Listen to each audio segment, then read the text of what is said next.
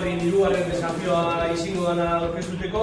Mugarri berez hasi ginen mogitan konfinamentu edo ginenean, din eta zehanin arteko desafio bat sortu zen.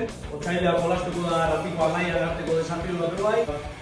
Amaia federa edo afizionabure bideratuteko lehenengo txapelketa nagusi, hirugarren desafioa izango da. Gure planteamendu eskualdeka lehiatuta izango da. Gaurten lau eskualde, zikaiko lau eskualde hautatu dugu txapelketa biteko. Eskualde bakotxean, pelotarien gehitu beharrean, itogun izin den arduradun betipini, eta gero bere gain gelitzen daia ekipo hori sortuteko ardurea. Aratireko lurte arruzta egin egun, Durangaldeako Gorka Otadui, Eskerraldeako taldea Geskioetako Inigo Tegitu, eta aldea Artibain, Peio Julio Navarren etxean.